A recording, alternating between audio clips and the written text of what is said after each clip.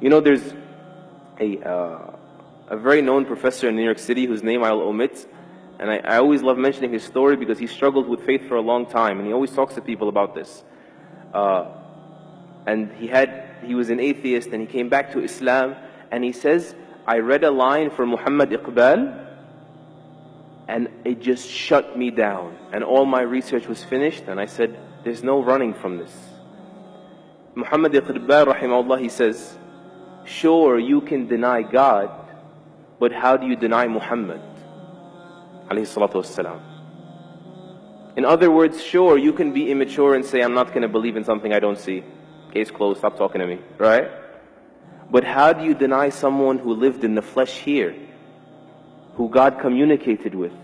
How do you deny the reality of Muhammad sallallahu alayhi wasallam? How do you explain that? We need to revisit that.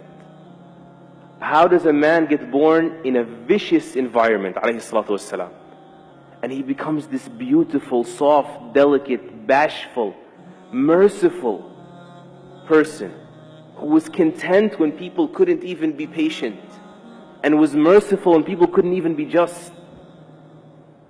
And he was gentle with kittens, and he praised people for taking care of animals. And then on the battlefield, he's on the front lines. And the tough guy is the one that can stand by his side. Or the brave person, more respectfully, because these are the Sahaba.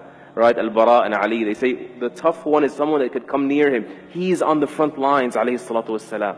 How do you explain someone who's like that, of valor, and then he stops the army, as Ibn Mas'ud says, or he says we were on a travel, and he says, who scared this pigeon regarding her babies? Who took the babies away? How do you explain that? How do you explain the only person in human history that has ever removed racism from society successfully? And I think you know it's alive and well in the United States. The only person in human history that has ever removed alcoholism effectively, that has suffocated the institution of slavery until it dwindled and people benefited from their freedoms and enjoyed them. How do you explain that he, alayhi salatu wassalam, becomes the most influential figure in human history? Alayhi salatu wassalam. How do you explain that? We need to come back and find shelter in these things. There's only one explanation.